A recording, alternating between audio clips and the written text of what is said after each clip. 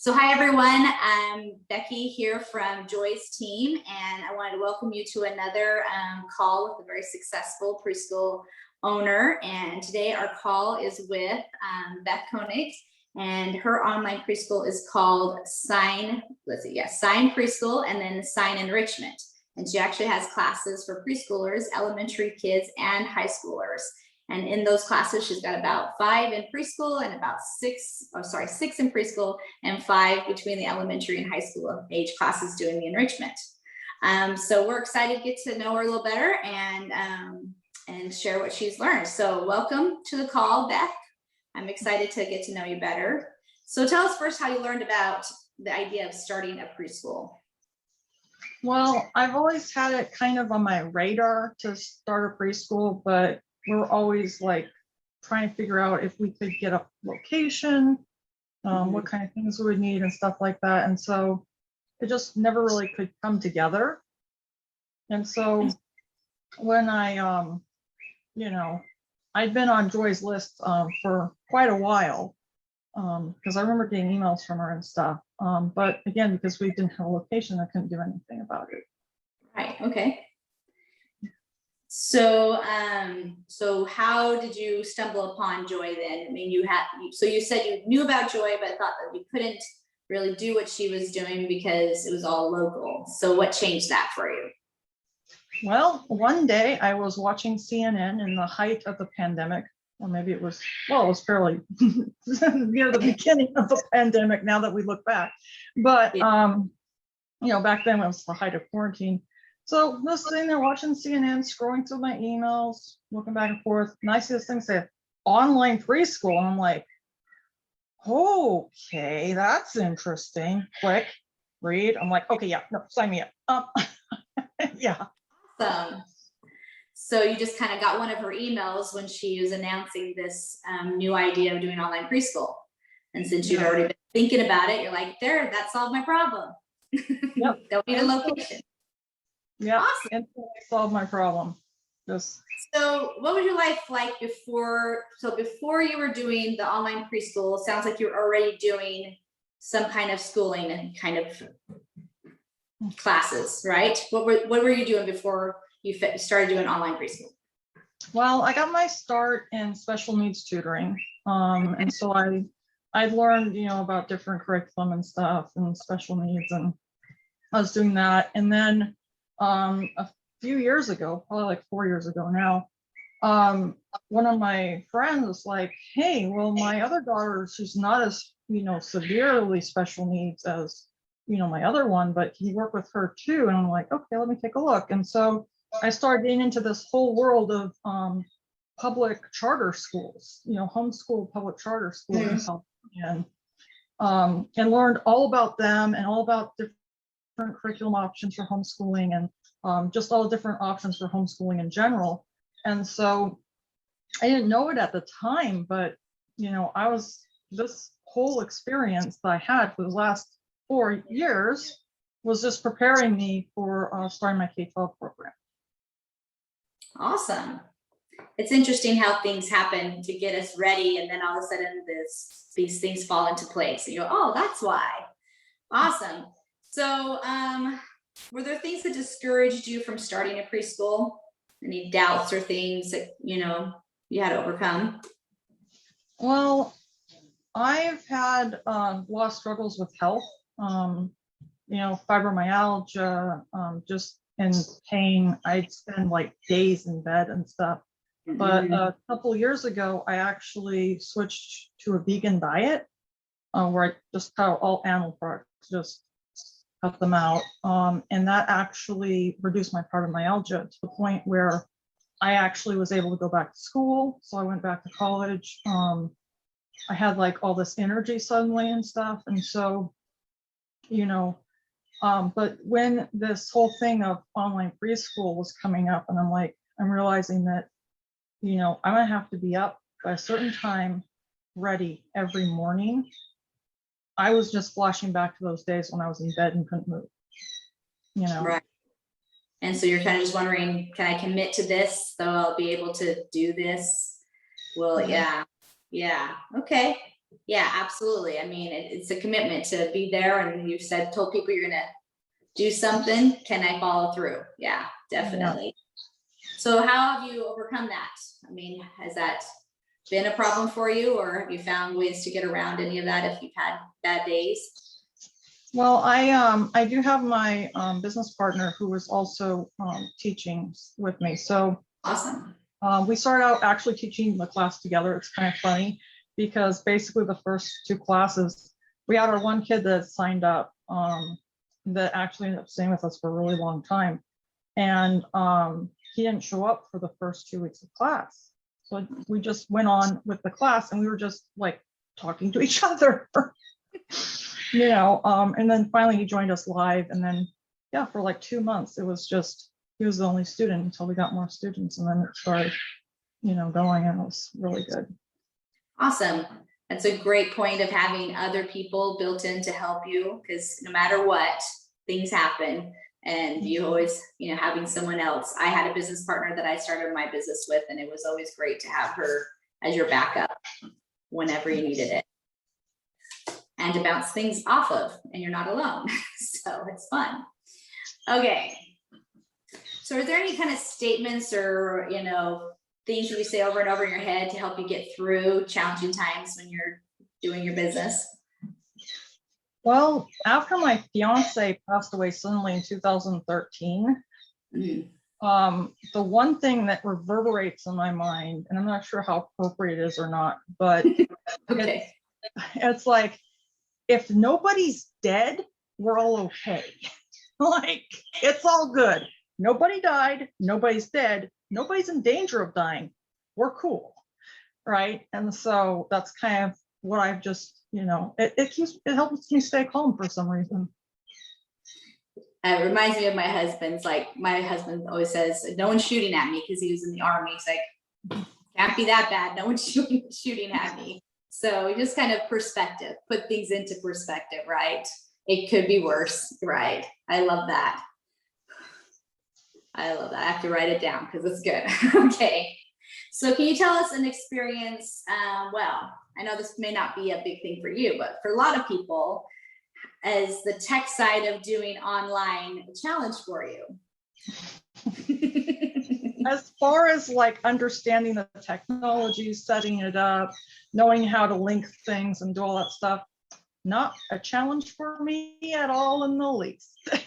Not at all. And actually, for our listeners and viewers, Beth is our resident tech specialist at the All Stars, and she's the one who has helped us create some amazing things that I know I wish I had for the 10 years I ran my school.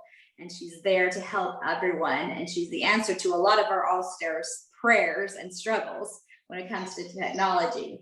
So can you tell me, maybe, is there anything you've learned that you didn't know before, or when it comes to technology, or any good tips to give people when they're stressed, or, as you've helped so many people through this process, is there some little thing you can kind of give them as a, boost to not give up? There's a few things. Okay. Yeah. So basically, I've known for a long time that when a server is down and you don't have access to that server, there's nothing you can do about it. So if a website goes down and it's a Sunday, just turn the computer off. Like, something don't else. even bother with it. Right. And so, yeah, it's like, when you're on Zoom or Google Meet or any of these other video platforms and somebody freezes, that's just going to happen. In fact, I'm trying right now to teach my first grader that, hey, you don't have to tell me every time I freeze. Just try and tell me when you haven't heard me. Right. Okay. Just keep going when it freezes. Okay. Any other little things? Yeah. In that vein, like, it's tech is just going to be what it is, and try to look at it more from a perspective of curiosity than, being angry at it. We say, be curious, not furious. I love that. Curious, not furious. I know my business partner was often known to want to chuck a computer across the room and just get very angry. So Yeah. I love that. Be curious, not furious. Awesome. Yeah. We use some of the relaxation techniques that we teach the kids is like tap, tap, tap, tap, tap. Right. Like that's one of the ones we teach them to tap Yeah. each of their fingers and then breathe. Yeah. You know, and so it's like, okay, get away, walk away from the computer, calm down. When you're curious enough to figure out what's going on, go back to it, and most likely it'll clear itself up. So breathe out your furious and then get curious and come to All Stars and ask Beth, what do I do? Yeah. And don't chuck your computer. Yeah, throwing them doesn't fix them. I speak from personal experience. I've broken many a keyboard in my time. Yes. Awesome, awesome. Okay, so let's talk about advertising. Did you struggle at all with signing up people into your courses? I'm still struggling. Okay. Like it's a constant struggle to get people to sign up for stuff. I don't know if it's the climate or what it is, but just getting your stuff in front of people is really difficult. After overcoming everything else, like after overcoming your tech issues and any of that other stuff, that's all technical stuff. You know, after overcoming all that, I would say marketing is just, it's got to be the one of the hardest things there is, because if you can have the best product in the world, but if nobody knows about it, it doesn't exist. Exactly. Yeah. So what have you done to, how do you think you got your students you have, or have you found any success in any strategies that you've heard of or tried? Well, I do know that I got at least one student from the 3,000 plus people email list that I have. Okay. I got another student from a local Irvine group that I posted. They were looking for socialization. You know, I So it's believe like a social media market platform that a group that you were on social media is how you found them. Facebook group. Okay. Right. Similar. Yeah. And then let's see, the other ones, it was just pounding Facebook ads. Okay. And you know, that really helped. I got up to 10, actually there were 11 students at one time in the preschool. And so it basically had maxed out. And so I stopped all the advertising. Well, what happens as soon as you stop all the advertising, you get a few people dropped off, because you have to pick the advertising back up. I didn't do that. I'm like, it's okay. I have other things to work on now. Wrong. Like as soon as you have a spot, start advertising. Yes. Right? Yes. You have other things to work on, your partner can keep teaching them, right? The other kids. Yeah. Yes. So keep the Facebook ads going even as you go down. Because have you ever created a wait list or anything like that to keep people on? I am actually going to be working on programming that into some automation stuff and figuring all that stuff out. So that's going to be one of my next projects that I'm going to be working on after I set up the I'm going to be doing the thing for the summer. So basically, my school's year round, but I know a lot of kiddos aren't. And so I'm going to take advantage of that and say, okay, you want to join our summer program? And then I'm hoping that they'll like the summer program so much that they'll just stay in for fall. Yeah, absolutely, absolutely. So what was your favorite strategy so far of marketing then? The Facebook ads, or is there one you want to try you haven't tried, or? I really love Facebook ads because they give me all these like little metrics and stuff that I can see. And so like the autism part of my brain is like, ooh, fun. You know, and since you understand it and you're not like scared of how to do it, it makes sense to you and works for you. Awesome. Yeah, I really like the Facebook ads. I'm actually taking some classes on how to drive organic traffic. And so I have some really good strategies and stuff that I'm going to be working on applying to that. I mean, it's a little time intensive for me because I have to shoot a bunch of videos. I have to schedule everything out. Right. scheduling gives me nightmares. I have this thing where I tend to invert numbers because of my learning disabilities. Oh, yes. And so when I'm looking at a calendar, it's like, okay, was that like the 12th or the 21st again? Huh? Yes, yes, absolutely. I know I'm dyslexic, so there's things that are like, make sure you are always worried that you've messed up on. So, so let's talk about your teaching background. So, sorry, that was supposed to be off the sound. Teaching background, or yeah, like tell me about schooling you've done or stuff like that.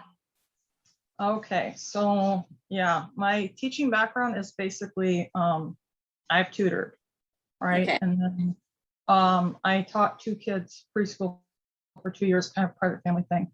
And then yeah, basically just the tutoring and stuff. But when I was tutoring, I was adapting curriculum. I was planning out all the lessons and everything. I was, programming the computer, making sure all the metrics were correct, figuring out, I was doing like everything, right? So I was Did you go to school to learn about computers and all the tech stuff that you know, or just self-taught? My dad was a computer engineer. He worked on computers like his entire career. Okay.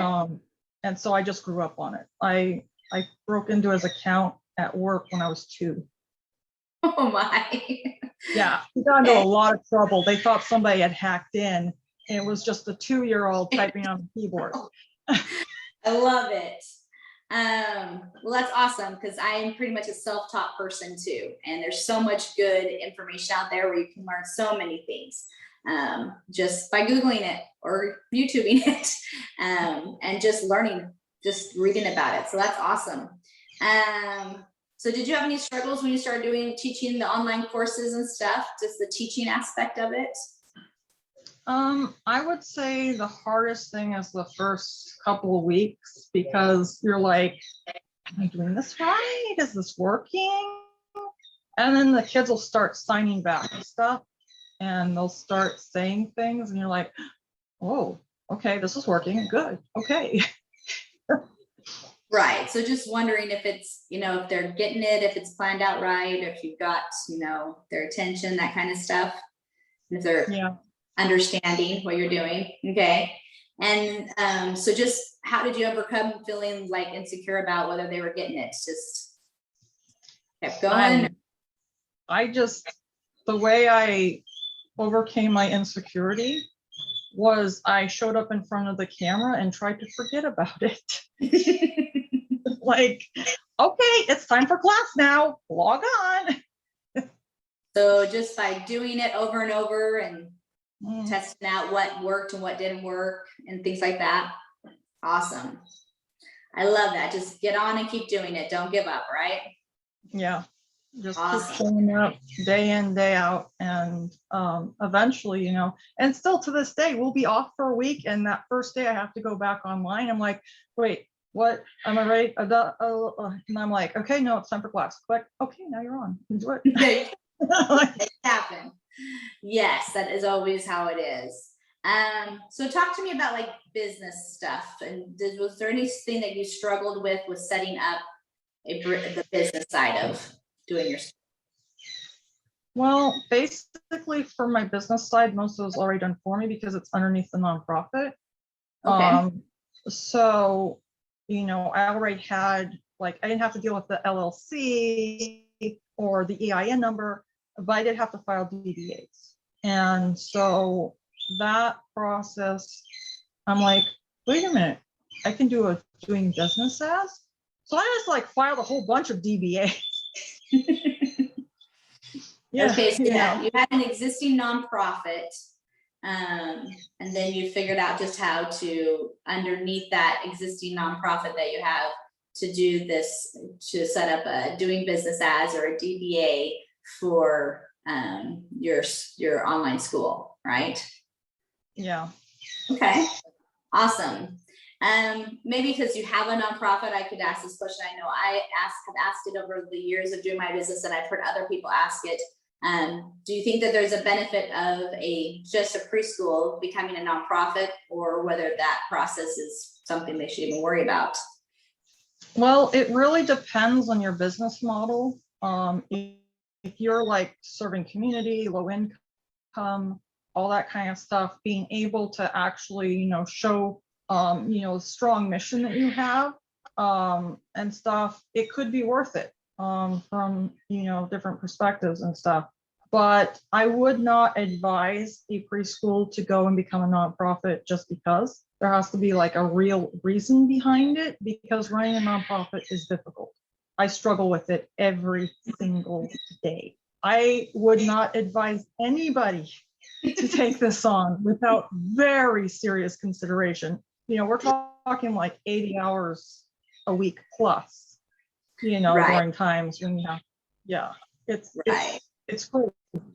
Right. So it is a big thing. Insane. And like you said, if you don't have like a certain type of mission driven type of thing going on, then it's probably not necessarily something that you're going to want to dive into, because it does take a lot to do. And it's not necessary, right, for running a preschool type of business, right? Yeah, it's really not necessary. And there's so many entities out there that are for profit. You might be better just, having maybe a tie to an actual nonprofit where it's like, hey, a certain percentage of our proceeds every year go to this, and it ties in with our educational programming for the kids and stuff. I've seen people do that kind of thing. Right. It's like, hey, we sponsored a goat in Africa, and the kids can learn all about the goat, and, Right. so much fun, right? And so like those little things like that you can help out an actual nonprofit without having to go through all the paperwork and the meetings and all of the hassle that goes with it. Right, exactly. So, but that was a benefit to you because you had a lot of the business stuff already set up, and so you just had a few other things to do. Awesome. Oh, I just dropped my pencil. Happens. I'm gonna grab another pencil. Sorry, we'll edit that out. Anyways, okay. So was there any one big like screw up or mess up with your preschool, your online school that you set up that you like, you look back and go, oh, I wish I never did that? Is there anything like that you could share? Nothing major. Just like things that I wish I was like, okay, I really wish I would have gone preschool in a box earlier. Okay. Like that would have definitely helped. I wish I would have spent time to turn on my Facebook ads when the first spot opened up. Like, right. Definitely something I wish I had done. Right. Yeah. Okay. So those kind of things that, Right. Awesome. So if you could look back to before you started your preschool and wanting to do a preschool but not knowing where or how that was going to happen without a location, and all the experiences that you had since you figured out how to solve that problem, and where you are right now, how do you think it's blessed your life? And how's it been a blessing to you now? It's absolutely amazing. Before I was really struggling with my nonprofit, trying to figure out, well, how are we going to do all this educational programming I want to do, this one-on-one model. While it's nice for the clients that get this one-on-one time, it's very inefficient with time. And then there's programs and services they need that just don't exist. Mm-hmm. How can we, take this educational program? And I'd always planned on just opening a school up when, eventually we got to the ranch, we'd build a big building, open up a school. And so when I found out, wait a minute, I could just start building our school now, like complete school, right? So I'm not stopping at, preschool to K-12.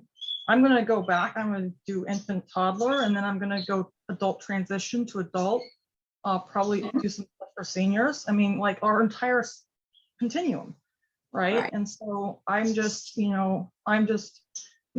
trying to build up one program after another, and eventually we'll get there. And it's looking really good now. It's just been amazing. Awesome. It's the best thing that I think could happen, like as bad as this last year has been, it's also been really amazing for all the good stuff that's come out of it too. Right. And there's so many more people that are open to this kind of method of learning. And you're right. I tutor for dyslexic kids, and it's really inefficient to do a one-on-one tutoring sessions. It's too expensive, and it's just not you can't help as many people as you want to help. And there's lots of better ways to do it. So that's awesome. I'm so glad you got to start doing what you've been wanting to do, and then you'll see where it goes, right? Someday we'll get to do, I'd love to see your ranch someday and what you get to build there. That'd be awesome. So is there anything else that, that you would like to share with people who are wanting to start an online preschool? Any, advice you'd like to give? Well, have a niche that people will be drawn to your niche. That's a big thing. Like my whole thing is like sign language, right? So I sign and speak everything I say. And so sign language is pretty much my niche. Although it's not American Sign Language, it's PSE. Because it's Pigeon Signed English. So all my signs are American Sign Language signs, but they're done in English word order to follow my speech. Awesome. Yeah. Cool. So it's even a little different than just sign language. It's, has a niche within a niche. Yeah. Right? And it's very specific. And a lot of people are like, but wait, deaf culture, and you have to do straight ASL. I'm like, that's not developmentally appropriate for these children. A lot of them are speech impaired, or they're typically developing children that are just trying to learn sign language while also preparing for kindergarten. And so having English and sign language at the same time, it helps them pick up, all the things that they need. And then eventually we are going to be having a class that's completely ASL. And I'll be taught by a deaf teacher. I'll be hiring a completely deaf native ASL speakers for that. That will be awesome. So where do you see yourself in like the next year or two with your school? Well, I see myself as taking up more of a role of, directing where things are going. I still want to teach a lot. I see us doing a lot more pre-recorded content. Really beefing out programs, and, because, the more programs that we can make that encompass the sensory stuff, the more that we can help other people. It's like, oh, you need this? We have a program for that. And then just stick them in, And so that's kind of where I see everything going. And just like developing classes and doing tutorials for different things and stuff is probably where I'm going. I really like working with kids. So I'm probably going to, I'm going to try and still work with the whole age range, because I really enjoy doing that. I've spent all these years working with adults and stuff primarily, and so I got very little time to work with kids in the past. And so it's just really nice to actually be able to work with them, because that's what I enjoy doing. And so I'm probably going to stay a little bit more in the live teaching of children, and do more pre-record stuff in the adult space. That's awesome. That's perfect. And what about in 5 years? What's your big 5 years from now? This is what I'll have, what I've accomplished. What do you think? I want to be living on the ranch, growing stuff, lots of animals, and have a residential program, transition residential program, for people that, lost their hearing, lost their vision. Maybe they're autistic, trying to learn how to do things. And being able to teach self-sustainability, how to grow your own food, how to run solar systems, how to, do all these things. And, maybe some of our residents will like to get their own piece of land, work on that. And we can help them get agricultural grants, or, there's actually grants where they'll give you land if you're planning on farming on it. That's awesome. Helping them find resources and know what they can do. That is awesome. Beth, you're pretty amazing. I'm I was really excited to get to visit with you and get to know you better and everything. And so the last little bit, we want to kind of just talk about, do a little breakout and see if there's any questions that you or anything you're struggling with that you might want to chat for a minute about, how we're getting some ideas of how to solve those struggles. Is there anything you can think of that you would like to ask me about? I'm trying right now to find more time in my day, but I have a feeling that's just because I'm a full-time college student right now. So and have many projects in addition to school, right? yeah, in fact, this is finals week, so I'm like, yeah. Like, this is a big sacrifice to come and talk to us in the middle of finals. Well, actually, I was thinking the flip side. It's kind of a big sacrifice to be doing finals in the midst of like having all these things set up. All the things you want to do, right? Yeah. Well, of all the things that we were talking about, I kind of just was thinking that definitely the more you can get your mission out and your word out to people, the more that you can help and serve people, right? And then you'll make more money and able to help more people, you know, and continue. And plus, the more you do, then the more you figure out what works and doesn't work in helping someone learn, right? And that is in the doing of those tutoring programs and creating those curriculums. It's doing it that makes us go, oh, that worked or that didn't work, right?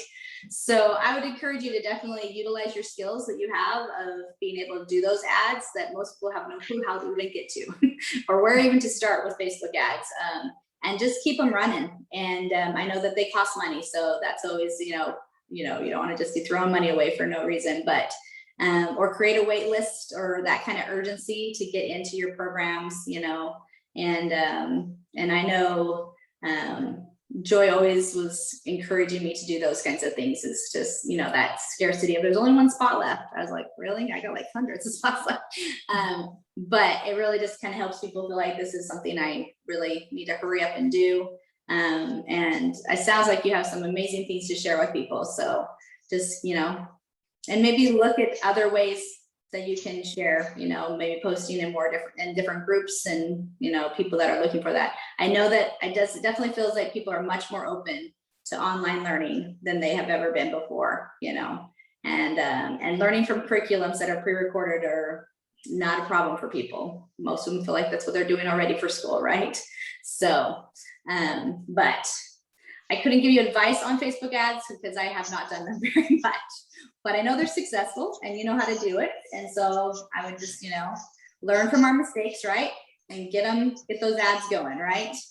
And keep finding your niches. So anyways, thank you again. I think everyone learned lots of great things. Thanks for sharing the tech stuff that you shared with us and being there to help everybody whenever you can, whenever they need it. I know that they really, really appreciate you. So, but thanks for giving me a little bit of time today in the middle of your finals. And I think that we're good. Do you have anything else you want to say or ask? Or I go through this really fast. You gave me a whole hour to do this, and I don't think it takes that long. So yeah. I don't really have anything else. I'm just like really amazed that like just this journey that I've been kind of put in my path. It's really just amazing to me. Yeah, absolutely. Yeah. And just look for those. Sometimes I think we also get like, we see one way of doing something, and especially those analytical minds. My mind is that way too. And I don't look outside of how I think it should be done. And so I think it's always good to just kind of see how other people are doing things and how they're offering and go, oh, okay, that's a different way to look at it, you know, and maybe that will open up some of your ideas of how can I find more people to help, you know, because that's, like you said, if they're not sitting there watching you, then you're not helping them, you know, and that's, you know, and when that's your mission to try to help and find people, then you'll be blessed to find that way to find them, you know, so. Well, awesome. Thank you, Beth, for chatting with me, and good luck with your finals. I'm sure we'll be chatting again sometime. Yeah, well, thank you so much for doing this, and I look Yeah. forward to seeing you around. Yeah, absolutely. And I have to just say, like, literally, the hub is like the coolest thing on the planet and everything I'd always wanted for all the years I did preschool. And plus, I'm very interested in my future with it, even though I'm not running a preschool right now. But doing tutoring and having those pre-recorded curriculums, and I'm like, oh, this is totally what you need to build a whole curriculum-based learning system. So, because that's my same feeling is like, it's just one-on-one is so, it's hard for the families to have to haul their kids to some place and sit there for an hour while the kid gets tutored twice a week, every week for years, you know, and then also just the cost of it. And it's just not as efficient. You could make a video and help more people with that one video, you know, than sitting in front of one person. You know, there's just not enough time. So I'm excited. So glad that you created something so awesome. Yeah, and then really I also, you know, I know that with our online learning and stuff, what's going to end up happening is we have all the software that's available right now, like Khan Academy, MobiMax, ABC Mouse. You can actually use those metrics to see where the kids are at, and then you can teach whatever they're deficient in, right? And add extra stuff to that. And it's my K-12 program is an amazing example of how that works. You know, I have the kids do, you know, homework assignments and stuff. And basically, you know, I have one kid right now, he's in pre-algebra, and he's pretty much ready to move on to algebra now. You know, and just moving through things. And it allows them to go at their own pace. You can see where they're having trouble with, and you can like meet them there. And it's really cool what we can do. That is awesome, because a lot of times they, you know, either just fall behind or they're being held behind because they're ready for more. But you know, there's too many kids in a class or too much going on, and you know, no one's able there to really pinpoint what's going on with them. So that's super awesome. So you're gonna do some great stuff. I'm excited to see what you do in all areas of your life. So you're welcome. Well, you have a good day, and we will chat sometime soon. I'm sure. I'm going to try to get Joy to like do some kind of a group meeting so we can like meet each other. Yeah, that would be really cool. And then maybe we can like, it's just like with All Stars, like if we have a problem, I know you're like trying to help me like get connected to stuff because I don't have the codes. I don't have no way to get to the codes. So, but I mean, maybe we won't bother Joy all the time if we like could help each other with stuff, right? Especially when you know who each other are. So anyways, but well, have a good day. Good luck with finals. Okay, thanks. We'll talk soon. See you later.